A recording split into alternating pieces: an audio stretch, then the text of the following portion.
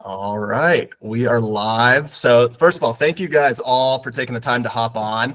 We'll try to keep this pretty quick, but I wanted to share first how this all came about. And Antarctica's been a huge bucket list destination for me, and I'm sure many of you.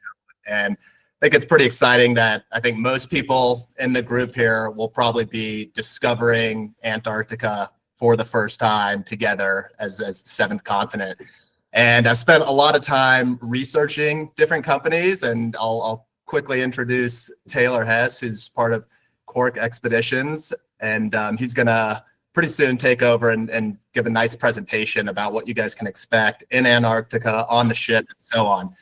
But before that, I just wanted to share why I chose Quark, and there have been some questions that have come up on the front end of this that I'd like to address. And then after Taylor presents, we'll talk a little bit about just pricing and getting signed up for those that know they're interested.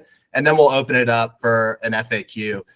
But yeah, so Cork Expeditions, they focus specifically in polar travel. They're not doing anything else. They do the Arctic and they do Antarctica, and their priority is smooth logistics and getting us off the boat, explore, and have amazing adventures. So I think those of you that have been on any past Bluestone travel trips know how much I like logistics and smooth transitions. That was one of the first things that drew me to Cork. But another thing that I wanted to mention is they have, by design, very flexible itineraries. So this is an expedition, right? And based on conditions or maybe wildlife sightings, we're going to change what we're doing. And I love the idea of being able to kind of follow whatever's best available. And I know Quark is an expert at that. And beyond that, their guides are experts. They have scientists, marine biologists, historians. They have a high guide to guest ratio. So one guide to 7 to 10 guests, which is among the best in the industry. And then the ship that we're going to be sailing on is called the Ultramarine. And this is a brand new ship. I believe it was finished in 2021 and inaugural launched in 2022. And this was a one of one in the world. This was specifically designed by the Cork Expedition team to go on these polar expeditions.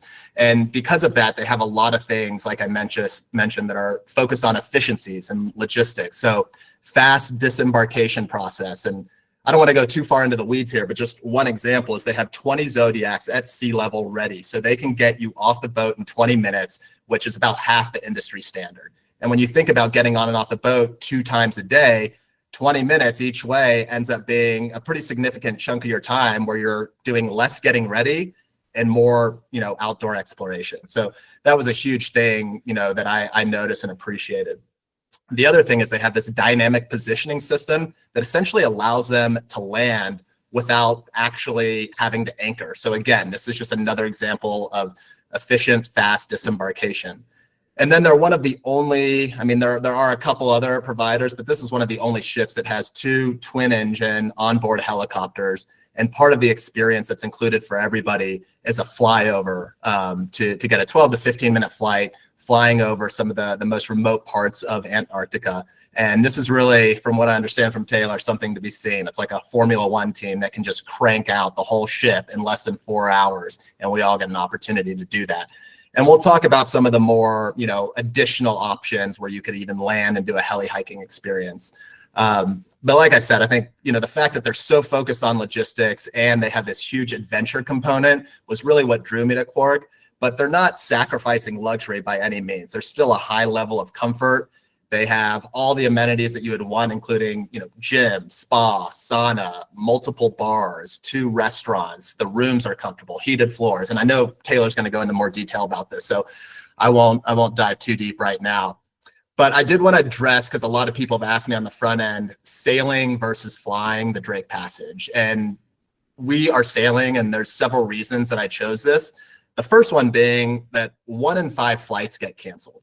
And when you have a 20% chance of a flight getting canceled, and that could impact, for example, you're not getting an extra day in Antarctica if a flight gets canceled. That's just, tough luck. Also on the back end, if something like this happens, there's no recourse for like changing your itinerary. It's up to you to kind of figure out how you're then going to get out of Ushuaia back to Buenos Aires and make your international connection back home. And so the uncertainty was a big part of this. And then the other thing is the ultramarine ship, this brand new vessel that I just described, is only available for sailing. It's Cork's newest, most prized ship, and they use it only for these sail to and from. And so I wanted the opportunity to give everyone that experience. And another thing just worth noting is that the flyover, trips end up costing about 25% more. So this was also a way to kind of keep the price at a better value for you. So the last thing I'll say is it's not like the time on the Drake Passage is wasted. We are using that time to do all the safety briefings, the educational components, everything's covered while we sail. So when we actually get to Antarctica, we're ready to hit the ground running. And then, some people ask about the time of year and is December and January better? And I know, Taylor, you'll talk about seasonality. But ultimately, I chose February for a couple of reasons. End of February into early March is really not that much different weather-wise than December and January, but also there's more marine wildlife and more predatory activity. So if you like seeing, the sea lions and the orcas potentially going after something, that's something exciting that maybe we'll get an opportunity to see. And it's also a less popular time to travel. Like generally speaking, people want to combo these trips around the holidays. And by doing it a little later in the season, it allowed me to get a more aggressive group discount for all of you. All right, well, I'll cover a little bit more on the back end, but Taylor, let me pass it over to you and you can take it away. I'd say you did a good job so far. You covered it pretty well. Can you hear me okay? Yeah, we're good. Okay, great. I'm going to share my screen if I could. Let me see here. Okay. Can you see that fine? Perfect. Excellent. So yeah, like Michael said, my name's Taylor. I'm a sales director for the US and Latin America. I work with a lot of partners in around Houston. I'm actually a born and raised Texan, even though I live in Colorado now.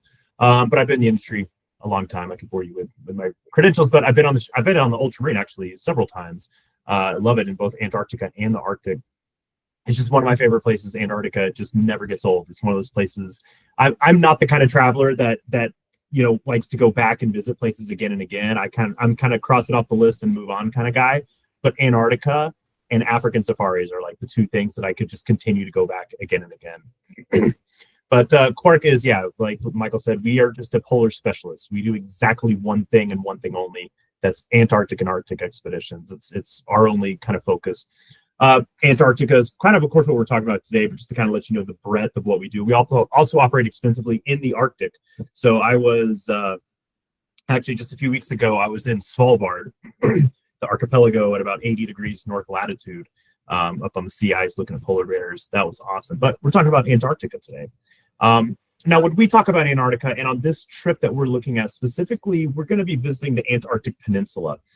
Now, the Antarctic Peninsula, not only does it give us the best access point because it is the closest point to another continental landmass near South America, but actually the Antarctic Peninsula has one of the biggest varieties of geography and wildlife. The abundance and the concentration of wildlife really is unmatched anywhere else in Antarctica. What's kind of interesting about it, the Antarctic Peninsula, if you guys go to Google Maps, the Andes Mountains, they actually used to connect. It's the same mountain range until a tectonic plate kind of pushed them over. So when you're in Antarctica, it's just like monstrous landscapes, huge ice, zero vegetation anywhere you go, just these incredible towering icebergs, different types of ice, glaciers, everywhere you go. Of course, the wildlife is just so abundant there. Now, you may not have the huge variety like you would see in Africa or in the Amazon, but the concentration and the abundance of it is what blows people away. I mean, you're driving by penguins on icebergs like this, like all day. You'll see whales every 15 minutes if you're hanging out on the observation decks. Just the sheer quantity of wildlife is unreal. And of course, if you want to set foot on all 7 continents, this is where you're going to need to do it. I really like this picture because it shows a couple things. Like, first off, it's spectacular. I mean, it's just amazing landscapes, never gets old. Huge hanging glaciers and mountains everywhere. And yes, it's covered in ice and snow and there's no vegetation. The cold is what defines the destination.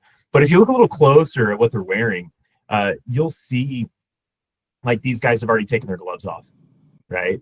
You'll see this guy in front, he's already taken his jacket off. So like it is cold, but it's not like a brutal, -40 winter. No, it's like a nice day out skiing in Colorado here. The weather's nice. You look around the rocks, there's penguins nesting. Anywhere there's a rock, you'll find a penguin nest. But it's a cool spot. We have the opportunity to land multiple times a day, all throughout the voyage. It's kind of a cheat code for photographers. So if anybody here is into photography, Antarctica is just, you can't take a bad picture anywhere you go. Like I said, the wildlife, it's similar to the Galapagos in that there's no terrestrial predators. There are only marine predators. So if you're on land, I mean, you're getting right up close to the penguins. They're like, I've had penguins peck at my boots. I've had penguins jump in a kayak with me. So the wildlife interaction is just unlike anywhere else in the world. This is a leopard seal. Don't let the cute face fool you. This is a apex predator in Antarctica. They weigh like close to 2,000 pounds. They're absolute monsters. They hunt penguins and other smaller marine mammals. They're incredible. But we get a chance to see them up and close too. Now the voyage that we're talking about, it's a 12-day trip. Now, how it works is we're going to start in Buenos Aires. There's a hotel night included in BA, and then we're going to take a charter flight down to Ushuaia. It's like 3 hours. We'll get to Ushuaia. We'll have a little bit of free time, so we'll have like an afternoon free before we board the ship. And then we're going to start crossing the Drake Passage. It's about 2 days down, and then we'll have about 6 or 7 days of exploration on the peninsula itself. Now, on these voyages for the Ultramarine, these voyages are 1 day longer than our regular trips because we have the helicopters on board. So having a little bit extra time gives us a little bit more flexibility for weather allowances. And, we guarantee if the weather's great and we're able to kind of hit a lot of our expedition objectives, we can get multiple helicopter flights in if weather and timing and everything allows. But we'll be, 6 or 7 days on the peninsula before we make our way back to Ushuaia and then flying up to Buenos Aires again. So in my opinion, this is kind of one of the best amounts of time to see a lot of variety, to see a lot of what Antarctica has to offer. And it gives us a great kind of deal of flexibility for, it is notorious for some tough weather sometimes. So this gives us a lot of flexibility to kind of hit all our objectives. Michael kind of touched briefly on the season. So just to let you guys know a little bit about how Antarctica kind of works as a destination, the season is from November to March, okay? Outside of that season, believe it or not, nothing actually lives in Antarctica. Penguins don't live there. Whales don't live there. They migrate out, they live at sea, and then they just come into nest. So November to March is going to be the time to go. And Michael touched on this, and he really kind of nailed it. I've been to Antarctica a few times throughout the season. The differences between going early in the middle of the season and the late season is honestly, it's pretty subtle. If there's a colony with 10,000 penguins in November, it's the same 10,000 penguins that are there in March. They're just, their babies are their eggs, and then they hatch, and then the babies grow up, and they're kind of fledging and going back to sea and everything. Yeah, we might see a few more marine mammals towards the later bit of the year. We might see a few more marine predators towards the end of the year. So things like orcas, leopard seals, that's always kind of cool. So anyways, yeah, the seasonality is really kind of constant throughout. There's really not like a better time. You might not see the cute fuzzy babies like you do early in the season. They're kind of more like awkward teenagers now getting ready to go out to sea. And then just like what the experience is like. So this is an expedition ship. These are not cruises that have set itineraries where we're going from port to port. An expedition really means we kind of work off of objectives. We have a set of objectives that we're trying to reach on this voyage. Do a continental landing, see 3 species of penguins, see humpback whales feeding, all those kind of things. Do the heli tour, and we just kind of work off that. Now we include it all, including these beautiful yellow expedition parkas that you see here. Michael, these are yours to keep. Michael, you're based in Houston. I don't know where everyone else is calling in from. You might not get that much mileage out of these jackets in Houston when you bring them home. But I got mine here in Colorado. I love it. It's warmer than my regular Colorado jackets.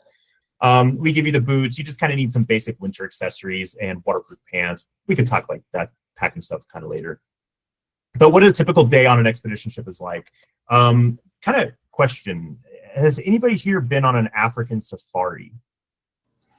There's actually a pretty good group, and several of them that just traveled with me in April that we just got back from South Africa and Botswana. Oh, perfect. Yeah, because these trips to me, First off, I've been on cruise ships, and I'm not a fan of cruising. I kind of hate cruise ships. This feels more like an African safari than it does a cruise ship. So where you wake up in the morning and we've got breakfast ready, then you go out and do your first game drive. And, for us, we're going to go out on a Zodiac in the morning and go land in a penguin colony or science research station. Then we come back to the ship and we'll have lunch ready. And then we want to go back out again in the afternoon. And, we'll move the ship during lunch, find somewhere cool. Maybe we'll go, cruising on Zodiacs through some glaciers and through some glacial ice fields. Maybe we'll find some whales hunting. Then we'll come back to the ship. We'll have some recaps and lectures for the evening. Maybe we saw an orca hunt. So our marine biologist will do a presentation on orcas and things of what we saw. We'll have a great dinner on board, and then just kind of relax and enjoy your evening. So, if you guys do African safaris, it kind of feels more like that kind of rhythm where you're doing your game drives and coming back to the lodge. And each day is kind of different and different opportunities. Now we include pretty much everything. So the hikings, the landings, the Zodiacs. You've heard us talk the word Zodiac. Those are kind of the inflatable landing craft. If you're not sure, it's kind of like on Africa, you go out on the Jeeps. That's kind of our version of a Jeep. The polar plunge. Now this is not mandatory, but it is highly recommended. Michael, will you be doing the polar plunge? Yeah, and actually it is mandatory for anybody that's signing up with me. Oh, okay. I didn't know that. Maybe there's a shame factor involved if you decline it, but highly recommended. I'm a proud bipolar plunger, but and the helicopters. We'll talk more about helicopters when we kind of get to the ship. Hikes. Now we have a few different kind of landing operations. It really just depends on the geography and the terrain and if there's any sort of hazards nearby. Sometimes we'll have our guides kind of go out and kind of set a perimeter, and we'll just do a perimeter landing, and you're free to just kind of land within that perimeter. If there is some kind of more challenging terrain, or maybe there's a few hazards, we want like some hanging glaciers or some crevasses we want to be really careful about, we might kind of do it as in groups with a guide. And in that case, we'll split up by walking speed. So we'll have kind of the fast walkers, we'll have the kind of medium people, and then we have a group we call the contemplative group. So if you got a bad knee and you're not out there covering miles, the other thing is we get a lot of photographers on our trips, and we love photographers dearly, but they might possibly be the slowest human beings on the planet to travel with. So, based on your interest and what you're into, we'll accommodate you. So don't worry about that. Zodiac cruising. So this is where we'll actually be on the Zodiacs going through the water. When I first did my trip to Antarctica, I thought the landings were like the highlight and the Zodiac cruising was just like the filler in between. I found out that I like the Zodiac cruising much more. Like you're cruising between these huge icebergs. I mean, imagine the iceberg the size of an iceberg the size of an NFL stadium, like rolling in front of you, and you're just like cruising around, and it's a pretty incredible experience. You can get close to the whales, and the marine life too is really, really good. On board a ship, we'll have presentations. We'll have our expert guides talking, about what we're seeing tomorrow, what we saw today, and some other great stuff around the region. So a lot of educational stuff, and helicopters are included. So there you'll have a minimum 15 to 20 minutes helicopter flight off the deck of the ship, which, even just like taking off and landing on a ship surrounded by glaciers and icebergs around you is a pretty cool experience within itself. But that is included. We do have a couple like paid adventure options. These are optional activities. These are things that, maybe not everybody wants to do, like camping, or some things that just have limited availability, like kayaking or paddling. We can talk more about that later, but we do have a few things. If you're a little bit more active and you want to kind of do a little bit different kind of stuff, we have it available too. It is recommended to book the stuff in advance, because kayaking only has like 16 spaces and it kind of fills up. These are small ships, by the way. Our expert guides with you the entire time. So these are PhD marine biologists and ornithologists and oceanographers and historians aboard. They're with you the whole time. They're going to be doing landings. They're having dinner with you. They're superstars. They're a huge part of the voyage and the whole experience. So I do want to talk about ships and what the ship experience is like, because this is very different from a cruise ship. And I think before we talk about the Ultramarine and our ship, I think it would be good for you guys to know just kind of how ships work in general in this space, because it is highly regulated. It's very environmentally sensitive. There's actually different classes of vessels that operate in Antarctica, and it's really dependent on size. So if a ship has the capability of 500 passengers or more, that's called a cruise only. These ships legally cannot land. So these are like the large kind of mainstream cruise companies. There is a category 2. These are like kind of the medium-sized expedition ships that hold between 200 and 500 passengers. Now, these ships legally are authorized to land. However, there's a lot of restrictions around them, like where they can land. There's only about a dozen sites they can do it, and they got to get like time slots for it. And they can only land 100 people at a time. So that really kind of, you got to imagine like I'm in the morning group, you're in the afternoon group. You just kind of hang on the ship and wait your turn. But if a ship has less than 200 is kind of a magic number in the polar space. That's what we call a category 1. This is the true expedition class. And this means there's basically unrestricted landings. We can go anywhere. We can do anything. As long as, we're not disrupting wildlife or safety or anything. And, this gives us the ultimate flexibility so that, if we want to go to Wilhelmina Bay and we're seeing that there's bad ice conditions and tough weather in Wilhelmina Bay, but we heard rumors that there's a super pod of humpback whales, the next bay over that way, it's like, well, hell yeah, we're going that way.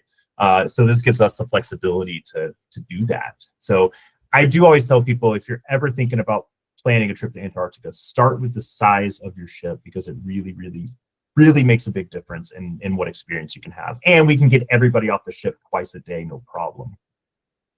So that's what Quark operates. We are just pure expedition.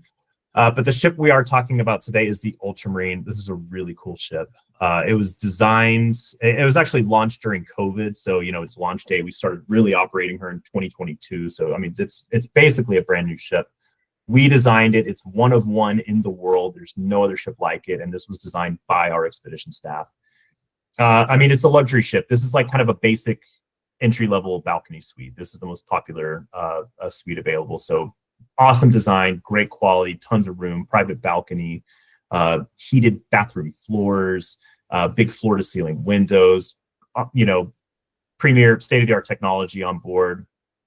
We've got larger rooms, penthouse suites, full bathrooms, not just like the weird marine bathroom. It's like an actual real luxury bathroom. The ships are great. There's 2 different dining options. There's kind of like a formal and a casual dining area. So, but the one thing I love about it, like, these are luxury ships, but we really have a relaxed kind of casual environment on board. So there's no dress code.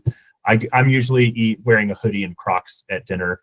It's a casual environment on board, but very, very high service level, and just a beautiful ship. Spa, sauna, free for you to use. I don't have a picture of it, but there is a gym. The gym's so nice, I almost want to use it. We got the ready rooms where you can hang your parkas, Zodiacs. This is a premium exploration vehicle, and this is our helicopter platform. There are 2 helicopters on board. These are Airbus H-145 helicopters, if this means anything to you. But these are twin engine. These are actually European search and rescue helicopters that we have converted for marine operations. So these are kind of the Ferrari of the light helicopter worlds. They can hold up to 9 passengers, but we actually have them configured for 7. So it's roomy and you get a great experience on board. And we do include at least 1 flight sync tour. It's 15 to 20 minutes. Just to give you an idea, like, I took this picture with my iPhone. Like, this is just how amazing it is. And, we're flying over icebergs. This is Elephant Island, actually. If anybody's like read up on Ernest Shackleton, this is actually where Shackleton staged part of his famous rescue from his doomed expedition off Elephant Island. So we actually got to fly over Cape Wild, where his party camped while they staged the rescue. Awesome experience. Yours will be different. Who knows? And yeah, the last thing just about Quark is just sustainability. We are kind of world leaders in this space. There is a governing body called IATO, which is the International Association of Antarctic Tour Operators. Quark is a founding member of that. So I could go on about the, all the different procedures and policies that we have for sustainability, and we've eliminated single-use plastics, and we have state-of-the-art waste management systems on board and the most efficient engines out. But just suffice it to say, for the context of this conversation, sustainability and responsible travel is really, we're the gold standard for that in these very environmentally sensitive areas. So with that, I mean, that's kind of the gist of it.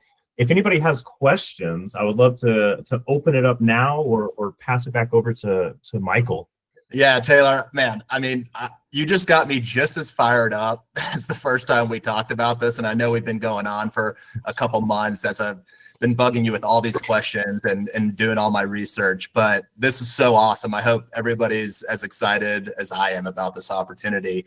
And I'm really happy to see we've got a solid group of 25 or so on here. I know there's about the same amount that couldn't make it that are interested to see the recording. And one thing that I'll mention to those of you that maybe joined halfway through is that this whole thing is recorded. It will come to your email. It takes a little bit of time to load, but you're going to get that along with 2 PDFs. And this is going to be a full detailed itinerary and also a whole PDF about the ship with the deck plans and, you know, the different rooms, the amenities in each rooms that Taylor was talking about.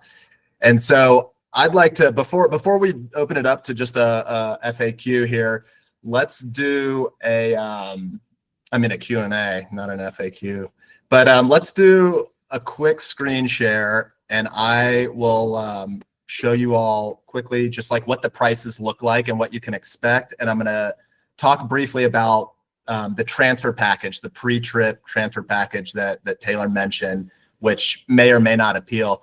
And Taylor, correct me if I'm wrong, but that is something that needs to be confirmed 90 days in advance, or was it? When does the transfer package need to be definitely confirmed? So what Michael's talking about, the transfer package. So the ship is going to go out of Ushuaia, the southern tip, the southern city of Argentina. But we do have this charter flight and hotel package that's kind of that Buenos Aires to Ushuaia. We really do. We need to confirm it at the time of booking because it's like charter flights and hotels and things like that. The point of it is it's a really good package. It makes it easy in and out of Buenos Aires. However, depending on what your travel plans are, if you want to stay extra time in Ushuaia and spend some more time in Patagonia, whatever your travel plans are, or just take the charter flight one way and stay later and make your own way back, we can modify that, I think is the point. And you know, we have pricing for either way, however you want to do it. Perfect. Well, then, yeah, I'll talk to each of you individually about, you know, what your plans are. And you know, I spent a lot of time working for Backroads in Argentina and Patagonia, and El Calafate is a great place that links with Ushuaia. So those of you that maybe want to combo this into another adventure and spend some time around El Calafate and El Chalten, depending on how many people want to do that, there might even be a pre-trip offering that I put out there specifically for that. And then we meet the rest of the crew in Ushuaia. Those of you that want like the quickest in and out, you want to be fully taken care of with, you know, all the transfers, the Quark transfer package is the way to go. It's, I think, high value. So just looking quickly over here at the price grid, can everybody see this? Get a quick nod, see the price grid. Okay, good. So yeah, that transfer package with the 2 chartered flights in each direction, the 1 pre-night in Buenos Aires, that's at $12.95. And coming down one row, you see the cruise list price that is on the Quark website for an Explorer suite, for the balcony suite. You see the figures here. And they're actually currently running a promotion online that is a 10% discount. So anyone that goes on Quark and wants to sign up now this far in advance, 18 months in advance, and you know, these types of cruises will typically sell out anywhere between, you know, a year or around a year in advance. So we're still ahead of the game. But Quark is offering anyone that signs up through Bluestone Travel an additional 5% discount for a total of 15%. And so you're looking here, let's say you're looking at an Explorer suite and a shared room, discounted cruise price is $13,595. And if you add the transfer package, it's another $12.95 on top of that. And same numbers here for the balcony. And then there's also a handful of solo panorama suites. I will say with the solo panorama, I think there's only 6 on board. I only got 1 in my block because these sell out quickly. It is currently on hold. And out of my block of 10 rooms, 7 of them are currently on hold. And I spoke with Taylor about this. I was impressed by the amount of people that were interested, not just the ones that are here joining this info session now, but also ones that plan on watching this. And so if I need to expand my block and we get a lot of requests in the next week, it sounds like we kind of have this unwritten agreement that there's no issue for anyone that wants to do that and take advantage of the 15% discount. The And other thing, just real quick, go Michael, while you're talking just rooming types and room configurations, we don't have to dig super deep in on this now, but we have solos. We also can do triples, and we have like adjoining doubles. So if it's like a family of 4, we just have a lot of different rooming configurations that we could do. So if it's singles, doubles, triples, cool. family of 4, we have a lot of options for that. Yeah. And I mean, I do want to recognize this is not a cheap trip. I mean, especially if it's 2 people, you're basically like paying for a car here. And so the initial deposit is 30%, which let's just use an Explorer Suite, for example. That deposit's going to be around $4,000 per person, which is a lot of money to put up this far in advance. And so, I'm always a little 50-50 on travel insurance, but I think pretty much for anybody, it's highly recommended for this trip, booking this far in advance. I used my dad as an example. This is going to come out the wrong way, but I imagine he's on the older side of people signing up. And so at 76, to get travel insurance on a deposit of $4,000, it's going to be around $580. That includes a cancel for any reason policy. So if anything happens between now and February 2027, your worst case scenario per person would be $580 or less if you're younger than 76. Some of this is dependent on age and state of residence. But anyway, if you're interested and you'd like to at least get a room on hold, there's going to be a little grace period to get a payment in. Just let me know via email. It is kind of first come, first serve. And I'm going to go down the list of people that have already expressed they want a room and they want it to be on hold. And the way it's going to work is we'll just get on a call together. We'll look at the deck plans. We'll get you, whichever cabin is your preference. And then we'll kind of go through the steps of getting you signed up. The other thing on the right side of the screen here is these 2 pamphlets that are going to come in addition to the price breakdown. So you've got just the detailed itinerary. This includes arrival and departure details, what's included, what's not, more about the expedition team, meals on board, so on. And then you actually have a full pamphlet about the Ultramarine, showing the deck plans, showing the different suite configurations, what they all look like, square footage, what amenities are included in each cabin. Some of the higher categories have slightly, better amenities, but for the most part, everything you need is included in the entry levels. So yeah, I'm going to end it here. I want to open this up to anybody who has any questions, and I'll keep the recording going for those that are watching and want to hear about the questions. So let's see, I saw one hand up. Why don't we start with Tad, if you could unmute. All right, thanks, Michael, and thanks, Taylor. Hey, I love photography, and I like both landscape and wildlife. So, Taylor, my question is, for a long lens, I've got a 100 to 500. I've got a Canon R5 Mark II, and love the 100 to 500 lens that I've got. Not that I don't need an excuse to buy a 400 millimeter f2.8, but would you recommend that, or would you recommend even a 600 f4, or is a 100 to 500 fine? Well, I mean, you are free to go as deep down the photography rabbit hole as you would like. So a lot of people rent lenses when they come aboard. So, rather than dropping 10 grand on a lens, they'll rent one for $300-400, and that's a good option too. The cool thing for Antarctica compared to the Arctic, because I just got back from the Arctic. In the Arctic, the polar bears are like really far away, and on Svalbard, there's like regulations where you can't even get within 500 meters of them. So like, bring the bazooka, bring the huge firepower for the Arctic. In Antarctica, you're a lot closer to this stuff. Like, there's no terrestrial predators. So, I mean, we're like, 15 feet away from the penguins. They're like right there. So, I had great pictures off of a 300 millimeter lens. It's not about big distance and huge telephoto, I think, in Antarctica as much as it is in like the Arctic or like Africa or other places where the animals are a lot farther. That being said, people come aboard with heavy duty, big cameras. So, we get it all. Thanks. Yeah, we got. If you want to go more on that, we can chat later about photography tips too. I liked Monice's questions here, and this is actually a good way to do it too. If anyone else has, you can click over to the chat that's next to the little person icon and type them in. as we're kind of answering other ones. So Manisa asked, how many passengers are on the ship? And we talked about the limitations on landings, and then average temps during the day. Yeah, so the ship holds up to 199 passengers. So if you remember 200 is that kind of magic number, that's not a coincidence. That's a very intentional 199 passengers aboard. So we can land everybody twice a day. Everyone's off the ship twice a day. And that gives us that kind of unrestricted expedition class of ship.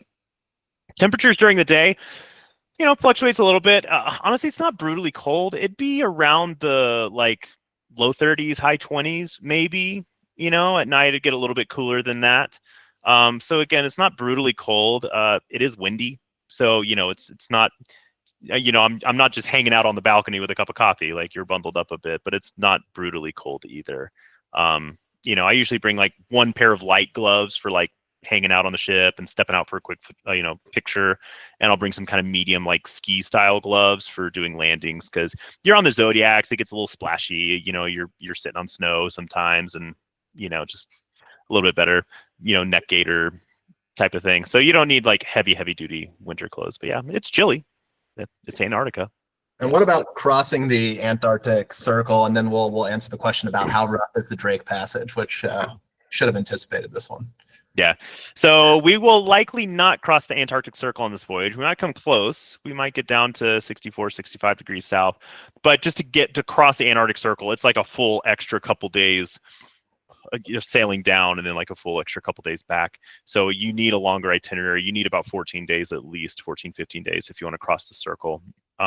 So we will be close, but we will not. And, we'll still get some nice long days. You won't get the full 24-hour sun, but, I remember having sunsets at, 1 o'clock, 1:30 in the morning. So you got nice long days and you get that effect. Now the Drake Passage, yes, the famous Drake. So I'd say in my experience, about 30% of the time it's super easy. 30% of the time you get a little bit of action, and about 30% of the time you get the Drake shake. So there's no month that's better or worse. There's no time of year it's better or worse. It all just has to do with if weather rolls in or not. So the ships that we're on, these are cutting edge state-of-the-art expedition ships with stabilizers and modern hull designs. So we can do it as comfortably as possible. No one can really do it more comfortably than us. But it's part of the adventure too. It's every time I go to Antarctica, it's everybody's first question when I get back is how was the Drake? And fortunately or unfortunately, I've always had the super easy, boring Drake crossings. I've never had the good Drake story. I always have the easy one where we're just hanging out playing cards in the lounge. But keep in mind, nobody posts videos online of the calm, boring days on Drake. They only post videos onto YouTube of the full Drake shake. So I take a little bit of that with a grain of salt, and it was really funny. Every time I'm on the Drake, it without fail, the seats could be mild, they could be medium, and we're hanging out and we're having coffee, but there's always one person up on the bow with their camera, really, oh my God, shooting their video, just to make it look like being a little dramatic about it, kind of hamming it up a little bit. So it always, like I said, take it with a grain of salt. But the Drake can get rough, period. It is the roughest patch of sea in the world. I'm not trying to minimize it. You should also mention that there's a doctor on board that's used to all levels of seasickness, and I know that they take good care of everybody. Yep, we got 2 medical staff on board. We know all the tricks. There's ginger candies, everywhere. They've got all the different medication options on board if you're particularly feeling well, and that's part of it. On day 1 is talking about what happens, if you are feeling sick, so we can avoid it. But the cool thing about this trip, is we've got we're starting in Ushuaia. Coming out of the Beagle Channel, the first day you're actually kind of harbored for half the day. And then the last half day, you're getting closer to the peninsula where you're kind of harbored by the natural barrier islands. Once you get into the Lemaire Channel and stuff, it's kind of harbored. Once you're on Antarctica, the water's like glass. It's the calmest, clearest water in the world. I think people are asking about just worst case scenario, Drake shake gets really bad. What does that look like inside the ship? Are there protocols where people are sitting down in seat belts, or are you safe kind of in your cabin in bed? Yeah, once if it's if it gets rough, we have protocols where, you know, we will modify our dining. So we'll do in-room dining if it's particularly rough, you know, so we don't have a bunch of people stumbling around the dining room. We'll bring food to your room, you know, and things like that on board. Yeah. Yeah. And Manisa, I'll go back to a couple questions you answered. One, yes, on the helicopter flyover, it sounds like if conditions are good and the opportunity allows, there can be multiple helicopter flights a day. I heard Taylor mention that. And then on the add-on package, if you were talking about the transfer package, like the free night in Buenos Aires, that will be included in the pamphlet that I send out in the brochure. If you're talking about time in Patagonia beforehand, that's kind of TBD. I'm going to take kind of a poll when I talk to each person one-on-one as you're signing up. Like, are you interested in this? What type of experience do you want? And once I gauge how many people actually would like to do something, maybe in Argentinian Patagonia, then I would probably decide about, you know, adding on, you know, something that I specifically offer or helping you plan it yourself. And then Manisa also asked about Georgia. So South Georgia Island is 1,100 nautical miles that way from where we're going. So it is way far away. It's like 3 days sailing to get there and then 3 days back to the peninsula if we want to do that. The South Georgia itineraries, I mean, those are where it's like 20 days minimum if you want to do South Georgia and the peninsula. So those are really long trips. That is, if anybody's unfamiliar, South Georgia is just another island further off the coast. It's really far. It looks close on a map, but it ain't. It took, last time I did there, it was over 72 hours just sailing to get there. But that one we will not be visiting on this one. If that's a real high priority for you to visit South Georgia, come chat with Michael and I. We could tell you about it. I've been to South Georgia. I might have to fire off another itinerary to either do that or the Arctic. I mean, as I've been digging deep about this, I'm just like, this probably isn't going to be a one-time thing for me, as it is for a lot of people. But I'm already so excited about it. And one of the agreements to even launch this trip with my wife was that I had to figure out a solution for our two girls so she could come on this trip with me. Yeah. So Somebody had a question about mobility on the ice. It's generally where we're going to be landing are going to be on beaches, and it's more slushy, snowy than it is like icy. But we do provide trekking poles. We do have traction devices. So like crampons, if anybody's unfamiliar, it's like those kind of traction devices that strap onto your boots or shoes. We have options available, but you know, we don't like to land in slippery, rough, dangerous situations. It's really annoying when people, you know, bust their bums and their knees and stuff. It makes our job harder. So we want to keep you guys on your feet. Awesome. Does anybody have any other questions? I want to be respectful of everyone's time this evening. And of course, you can always reach out to me separately. Happy to answer anything. I think the main things at this point are if you're excited about this and you feel like it's a one-of-a-kind trip, then you shoot me an email. We'll make sure you get a room held. And yeah, so Cheryl's asking about deposits and next steps. I'll kind of give you all of that information, but it's going to kind of be first come, first serve with my block of rooms. And then talking with Taylor, we're going to have a review after this first initial week about getting an extension and the same 15% discount, hopefully for a little bit longer. And then deposits will be submitted immediately. There is going to be a little 7-day grace period. And also you have a 21-day period to buy a cancel for any reason insurance. But deposits due upon confirmation. So I'll be following up, for everyone who has a room on hold and would like to sign up pretty quickly in the next day or two, just to start to get the ball rolling on that. And, as we get some people signed up and the group grows, once we get closer to departure, I'm happy to kind of circle around and do this again. And we can, get ready for your trip, packing tips, clothing tips, stuff like that. We can, talk all that stuff later. Yeah. And then Mark, did you have one more question? I had a couple questions. Sure. One, want to make sure, you mentioned about helicoptering and landing. There were some trips that some of it did, or was it all flyby, or did I pick up on the other part that you do land occasionally? Yeah. everybody's going to be doing a flight seeing tour, so a 15-minute panoramic flyover. There are some available spots to do a helicopter landing. I think there's only 16 spots available to do like a heli hiking, where we're actually going to take the helicopter out, drop you off with a guide. You know, could be on top of the glacier, could be up the mountain, could be kind of wherever conditions favor. There is an opportunity to do that. There's only like 16 spaces because that's like a longer, more involved helicopter operation. And I think it's like $1,000 extra. We'd have to double check, but that is one of those like book in advance type of things. But everybody's going to fly, period. Okay. My other question, would you mind reflashing the rooms or the information, Michael? I guess you have our email, so you can send the brochure. Oh yeah. Everyone will get the price grid, a full brochure about the ship with the room configurations, the amenities, and then you also get a second attachment that has a detailed itinerary with more information about the potential sites we'll visit and you know what the itinerary looks like. And then there's one more question here about just weather being pretty consistent. Like, how often are there really severe storms, you know, in this time of year? I mean, you know, just like anywhere else in the world, right? Just like the Caribbean, just like the Mediterranean, wherever. In my 5 years at Quark, we've had one trip cancel in the last 5 years just because it was a particularly bad combinations of storm conditions. So, you know, usually like the storms come and go, you know, they linger for a day or two. Sometimes we have to cancel landing operations. Sometimes we have to cancel Zodiac operations for a day and just like adapt to it the best we can.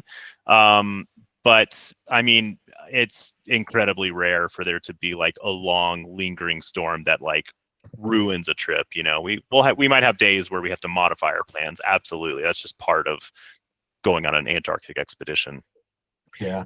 And a question about how much walking there is typically, you know, honestly, in Antarctica, it's not a lot because like the penguin colonies are like right there on the beach. So it's, you know, we're kind of landing somewhere and you got to walk like 200 meters sometimes to get to the penguin colony. So, you know, typically it's not a ton of walking in Antarctica, whereas up in the Arctic in the north where the distances are a little bit wider and the terrain is a little bit more accommodating, we might do some more distance up there. But in Antarctica, you know, the terrain's really rough. We're kind of on the whole point is to, you know, go see the penguins and stuff, which is right there on the beach anyways. So Michael, or also you talked about an extra part of the trip for Patagonia. Sure. Interested in that. And yeah. When do you think you'll have the brochures and stuff sent out?